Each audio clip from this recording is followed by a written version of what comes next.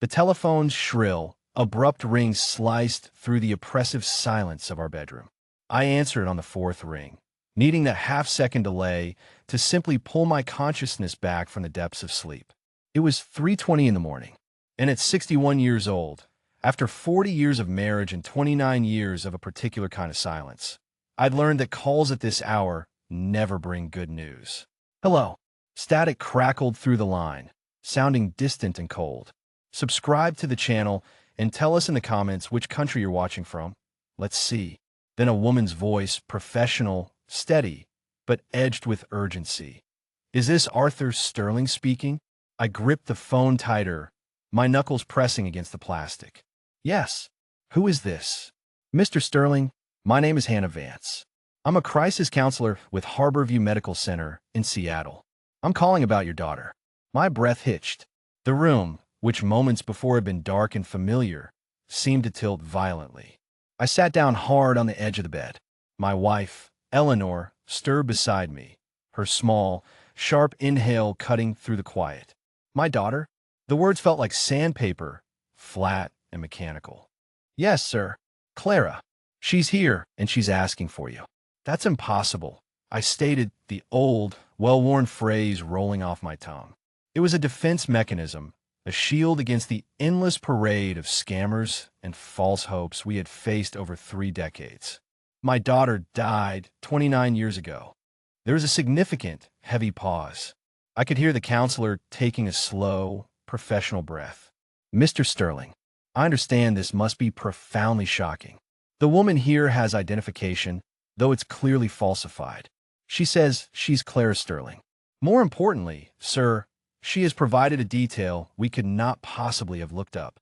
My heart hammered against my ribs. Eleanor was fully awake now, her hand flying to my arm. She says that when she was little, she would only sleep if she was wearing her great-grandmother's silver locket, the one with the blue enamel bird on it. She says the clasp was broken, so you tied it to her pajama shirt with a piece of red embroidery floss every single night until she was 7. She called it her sleep bird. I stopped breathing entirely. I had never told the police about that. We had never mentioned it in any missing person report. It was our secret, a private, foolish parental gesture I'd invented because she was terrified of the dark. The locket was still in a safety deposit box in Spokane. Mr. Sterling? The counselor asked gently. I'm here, I croaked.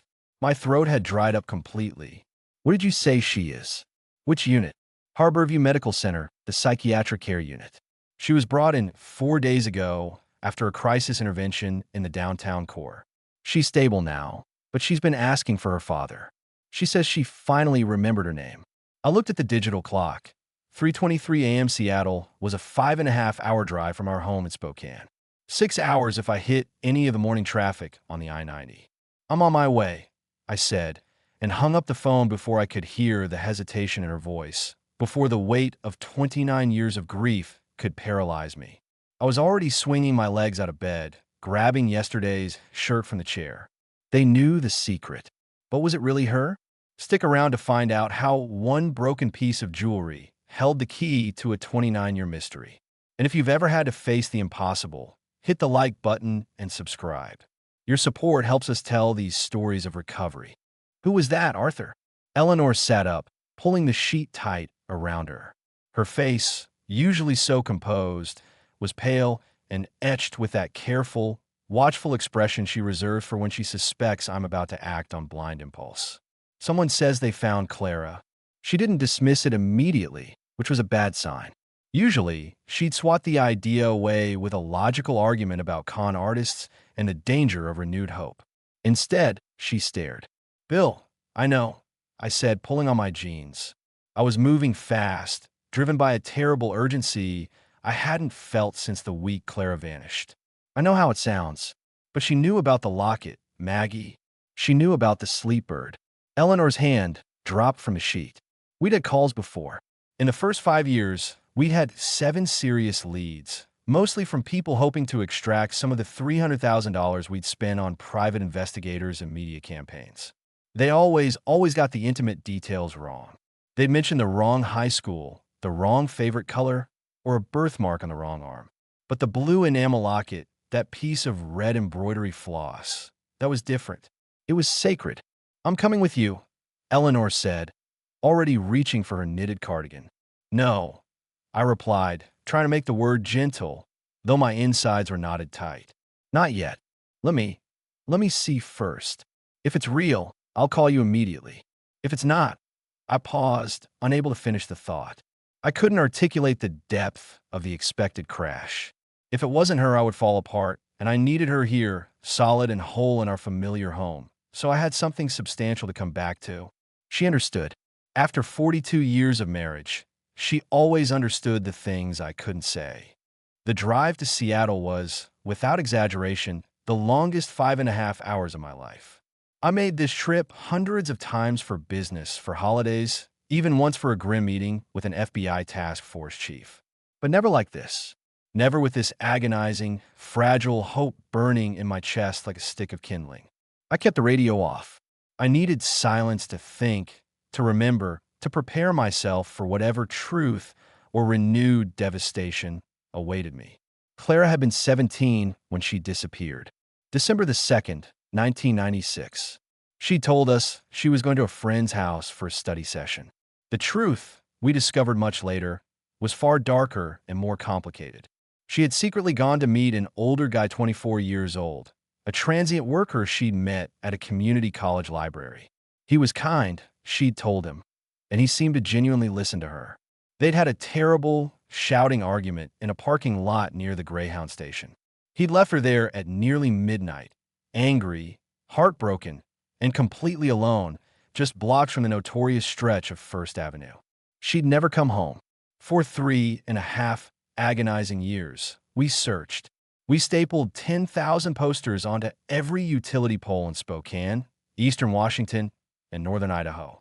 We worked with the county police, hired private investigators we absolutely could not afford, and took out a second mortgage to cover the debt. Eleanor stopped sleeping, subsisting on coffee and dread. I stopped everything that wasn't searching or my job, which I only maintained because the medical bills and search fees were astronomical. Our marriage, which had survived everything else, nearly collapsed under the crushing, silent weight of the missing child. Then, in late 1999, they had found remains. Female, approximately 17 to 20 years old, found deep in a remote, wooded area outside of Tacoma.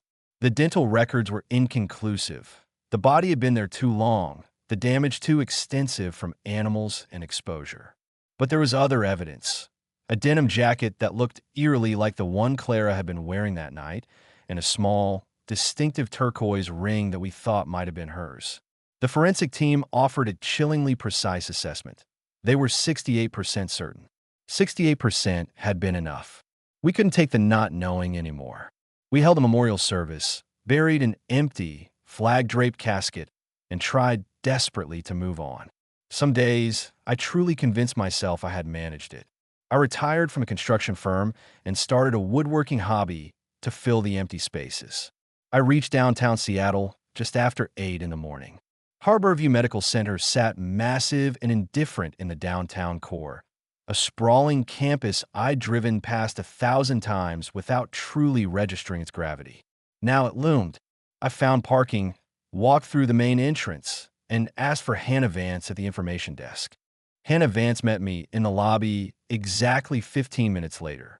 She was a woman in her late 30s, with an intelligent, kind face and the sort of weary eyes that suggested she had witnessed far too much human tragedy but had somehow managed to remain compassionate.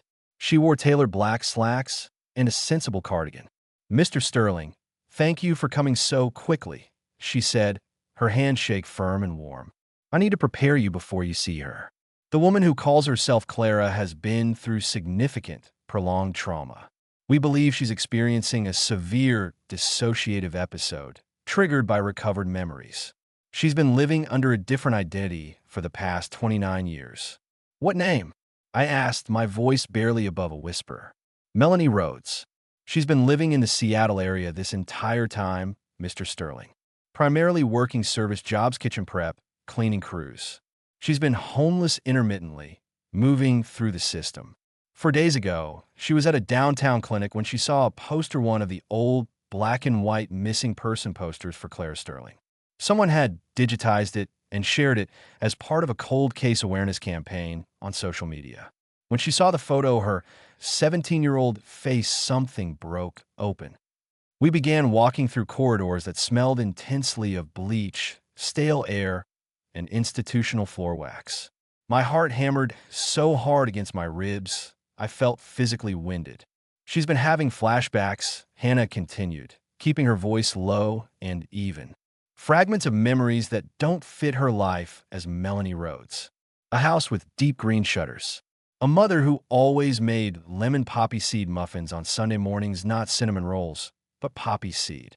She remembers a father who built her a fantastic rope and plank swing set in the backyard, but was so afraid of heights himself that he made her climb up first to test if the A-frame was safe. I stopped dead in the middle of the hallway. The flow of people around us seemed to blur. The swing set. I had completely forgotten about that swing set. It had been in the backyard of our old house in Spokane, the one Eleanor and I sold after Clara vanished because we couldn't bear to look at the empty room and the silent yard anymore. I'd built it the summer she turned 10 and had nearly fallen off the top rung while bolting the crossbeam. She had laughed until she cried, watching me shake on the ladder, gripping the wood so hard my knuckles were white and aching for days. "Mr. Sterling?" Hannah asked, stopping beside me. "The swing set," I said, the words thick with sudden, overwhelming emotion. "I built it. I was absolutely terrified of heights. I even bought a pair of thick gloves just so my hands wouldn't sweat off the ladder rungs." Hannah's compassionate expression shifted slightly. It became tinged with quiet certainty. "Then you should know this before we go in, Mr. Sterling. She's scared, too. She's scared you'll be angry at her for leaving. Scared you'll blame her for not coming home. She's scared you won't believe her, or worse, that you will believe her but won't want the 48-year-old woman she is now." That's ridiculous," I stammered. "Trauma isn't rational," Hannah replied simply. She stopped outside a reinforced door marked Unit 4B. "She's in here. I'll give you as much privacy as you need. I'll be right outside. Knock if you need anything at all." She pushed the door open. The room was small, clinical, and standard hospital issue. A bed, a chair, a window with blinds drawn halfway. A woman sat in the chair by the window, half shadowed by the morning light, so I couldn't make out her face clearly. She stood up when I entered, moving slowly, cautiously, as if her legs might not hold her weight. I couldn't move, couldn't breathe. She was older, of course. 46 now, not 17. Her hair was much shorter than Clara's had been, streaked with premature gray and a dull, washed-out brown. She was painfully thin, her face lined with the harsh realities of the nearly 3 decades I hadn't witnessed. She wore ill-fitting, donated sweatpants and a threadbare gray t-shirt, standing with her shoulders hunched forward, trying to make herself smaller, less visible. But her eyes were Clara's eyes. The same unusual color, a vibrant, startling shade of hazel, flecked with gold, and the same way of looking at you. Direct, assessing, and just slightly defiant, even when fear shadowed them. "Dad." The word was a fragile thread, barely audible, but it hit me with the force of a wrecking ball. I had imagined this moment in 1,000 silent nightmares and desperate daydreams during the first few years after she vanished. In every one of those imaginings, I was the strong one, the solid pillar she would run to. Instead, I stood there, utterly paralyzed, shaking uncontrollably. Tears were streaming hot and silent down my face, and I couldn't form a single coherent word. She took a hesitant step forward. I don't remember everything yet," she whispered, her voice rough from disuse or trauma. "But I remember you. I remember the rope and plank swing set. I remember you teaching me to ride my bike in the driveway, and how you ran behind me for nearly 2 hours, even though your chronic back pain was flaring up. I remember the way you'd read me those big fantasy books before bed, always doing the best voice for the villain." She paused, taking a shaky breath. "I remember the locket, Dad. The sleep bird.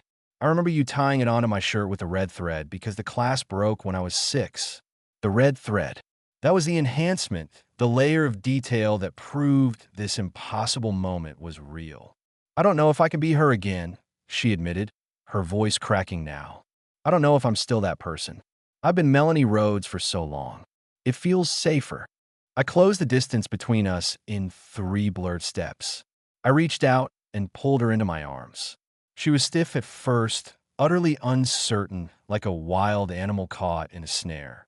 Then, slowly, tentatively, she collapsed against me, her body becoming instantly heavy, like a puppet whose strings had been cut. She smelled wrong. She didn't smell like the daughter who'd used cheap, overly sweet gardenia perfume and always smelled faintly of library paper. She smelled of hospital soap, of fear, and of decades of hard, uncertain living. But when I closed my eyes, I could feel the shape of her body, the way her head fit against my shoulder, the fact that she was still tall, nearly as tall as me now, at 5'11". You're alive, I whispered into her thin hair, the words a raw prayer. You're alive. That is the only thing that matters. We stood there for a long time. Eventually, we sat she in the chair, me on the edge of the stiff hospital bed. Slowly, painstakingly, she began to recount the few fragments she remembered. The night she disappeared, she'd been sobbing near the bus depot. She was angry at the boy, angry at us for grounding her, angry at the world. She'd started walking, oblivious to her surroundings. Someone had approached her, a woman, older, friendly, and concerned, who offered to buy her a hot meal and get her somewhere safe for the night. Everything after that was a blur of fragmented, terrifying images, scattered pieces of a nightmare she had buried so completely that for 29 years, she hadn't known it was her life. There had been other girls, maybe 5 or 6 of them, in a series of houses. She wasn't sure if they moved or she was moved. Then came the years of complete dissociation, living as Melanie Rhodes, a girl who appeared in the system with fabricated papers and a history designed purely for survival. Years of doing what she had to do to eat, to sleep, to stay out of the rain. The memories, she said, had been trickling back for about 3 years. Little things that didn't align with Melanie's fabricated life. A powerful craving for lemon poppy seed muffins, dreams about the yard with the deep green shutters, and the persistent feeling that Melanie Rhodes wasn't her real name. But it wasn't until she saw the poster 4 days ago, her 17-year-old face staring back at her from the bright glow of a phone screen, that everything had shattered. I lost myself completely, she said, her voice shaking with the effort of speaking. Hannah says it was a kind of acute psychotic break, but it felt more like waking up. Like I'd been asleep for 29 years, and suddenly I remembered I was supposed to be someone else. I listened. I didn't interrupt, didn't question, just absorbed every painful word. Some of it was confused, the way trauma memories are. But running through it all were the small, specific family details that no fraud could ever know.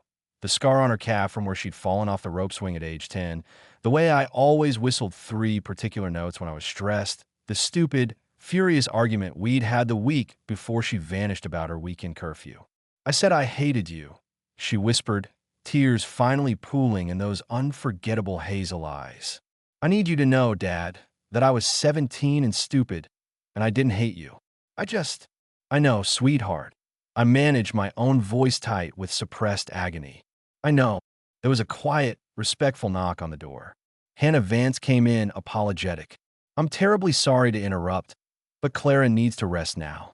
And Mr. Sterling, there are some practical matters we need to discuss immediately. We stepped into the antiseptic quiet of the hallway. Hannah kept her voice low, professional, yet still infused with her characteristic kindness.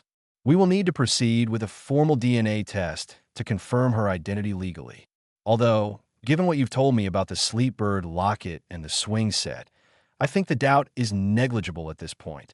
She paused, looking me directly in the eye. The police will want to interview her.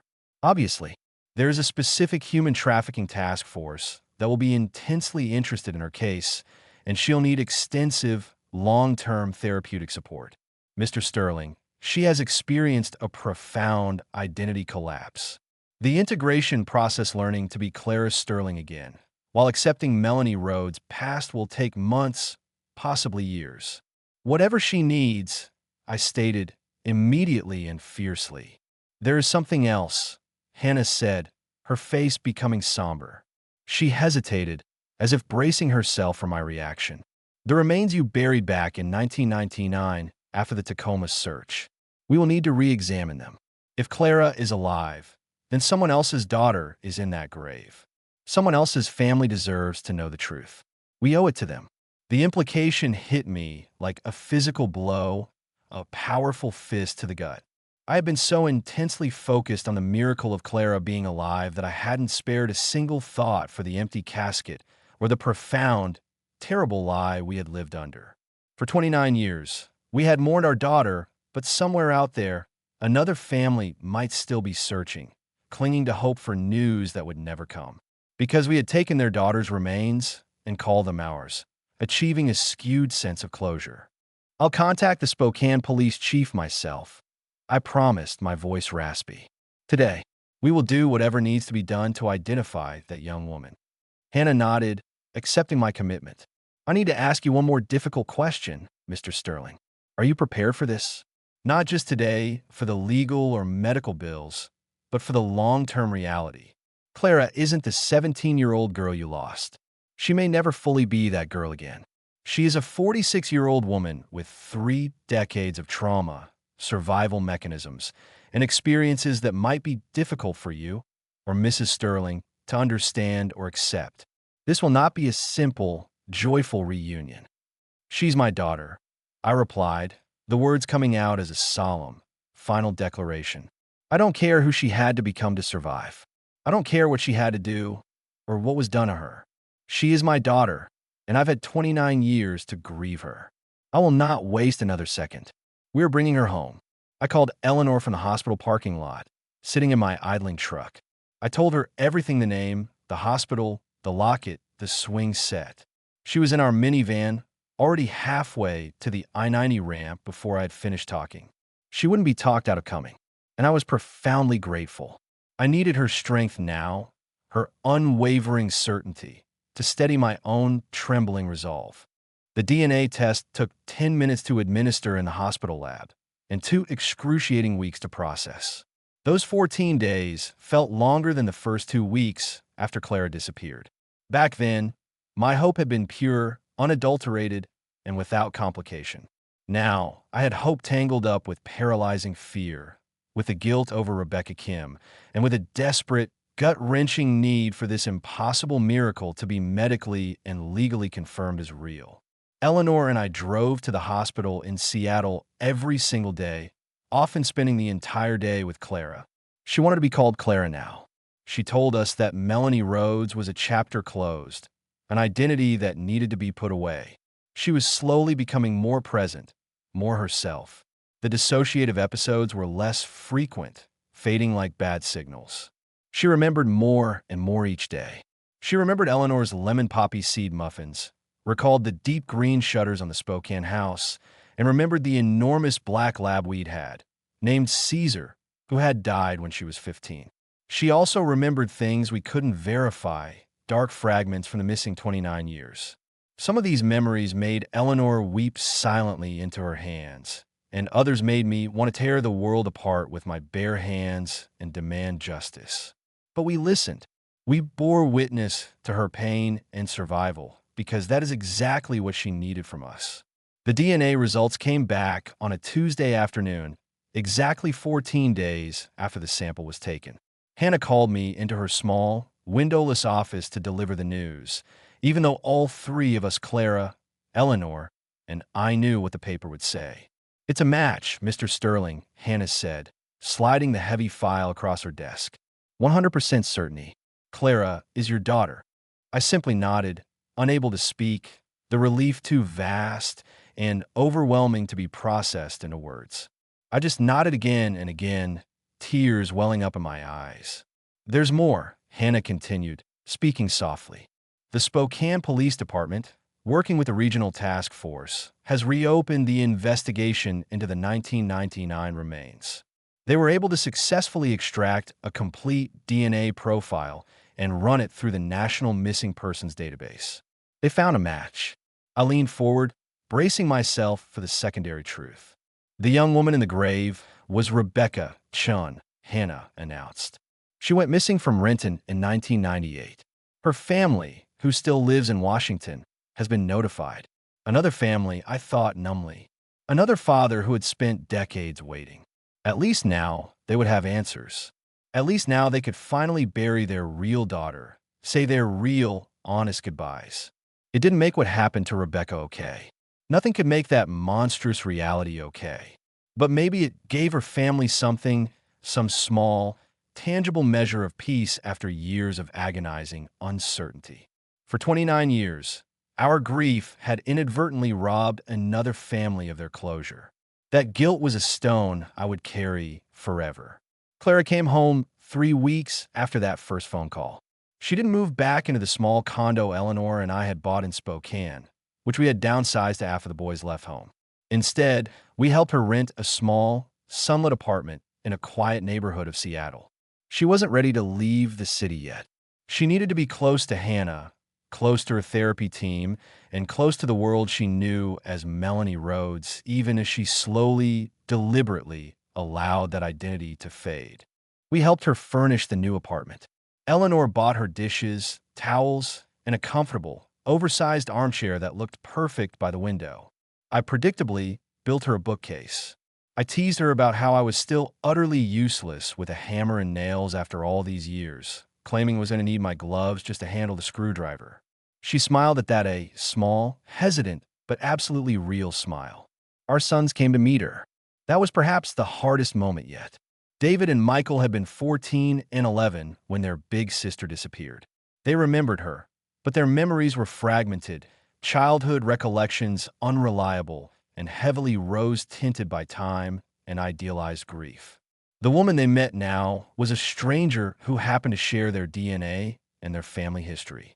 They tried, though, with the earnest, clumsy love of adult brothers. They brought old, faded photos, helping to fill in the enormous gaps in her recovered memory.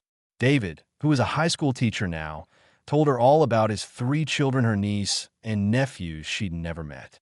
Michael, who was a commercial pilot, told her about his husband, his life, the career he'd built. She cried during those visits. She mourned the decades she'd lost with them, the relationships they might have had, the holidays, the milestones.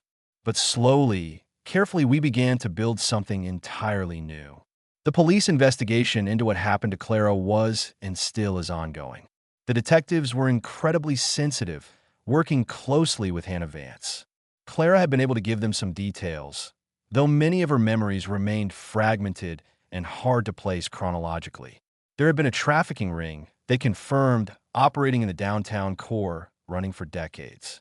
Most of the original perpetrators were either dead or already serving long prison sentences for unrelated crimes, but the task force was relentlessly following every single lead. Clara testified in a close, secured session.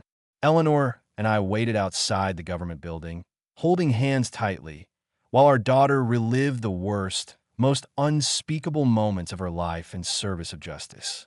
Afterward, she came out shaking uncontrollably. We took her to a small cafe nearby for a specific, bitter black coffee, her new routine. She drank coffee constantly now. She said she needed the warmth and the ritual of it, something steady she could hold on to. We sat with her while she processed the experience. I thought I'd feel better, she confessed, staring down into the dark liquid in her mug. Telling them everything. I thought it would help release the pressure. Does it? I asked gently. She wrapped her thin hands around the mug, taking a deep, shuddering breath. I don't know yet. Maybe ask me in a year. That conversation had been 4 months ago. It was March now. The Seattle cherry blossoms were beginning their annual, brief bloom across the city's parks, painting the gray sidewalks in splashes of hopeful pink. Clara had called us to ask if we wanted to visit her apartment for the weekend. We did. Always. She met us at the door of her apartment, and I was deeply struck by how vastly different she looked. She had gained noticeable weight, a very good thing, as Eleanor kept reminding me, since she had been dangerously thin when we first found her. Her hair had grown out past her shoulders, and it showed more of the rich, deep auburn color I remember from her childhood. She wore proper jeans and a soft, comfortable sweater that actually fit her, a radical departure from the faded, donated clothes from a hospital. She looked more like herself. Not the 17-year-old who vanished, and not entirely Melanie Rhodes either.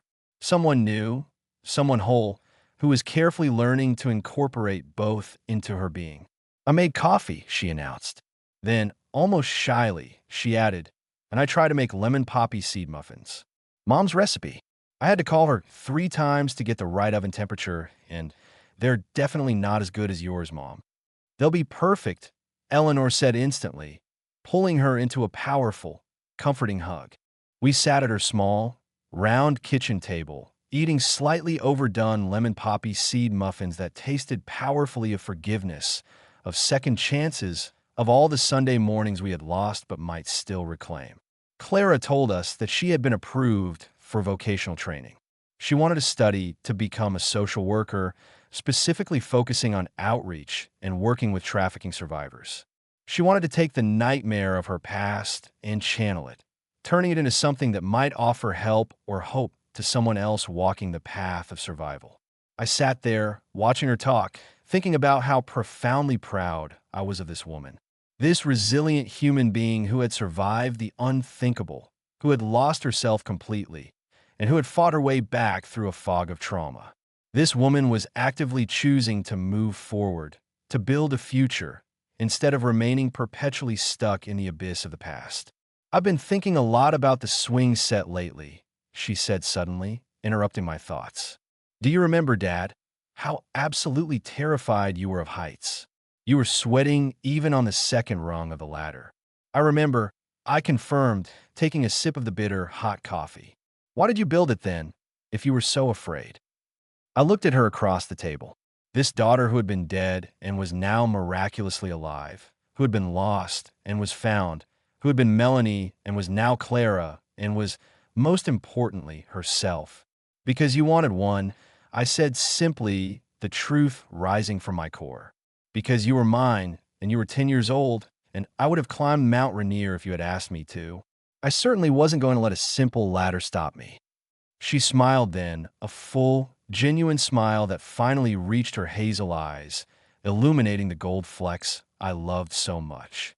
It was the smile of the 17-year-old I remembered, merged seamlessly with the hard-won wisdom of the 46-year-old survivor. "That's good," she said, her tone suddenly lighter, almost playful, "because I think I might need you to climb a few more mountains before we're done. This recovery thing is a long hike." "Then that's what I'll do," I told her, reaching across the table to cover her hand with mine. "However many mountains, however long it takes, I'm not going anywhere. We're not going anywhere." And I meant it.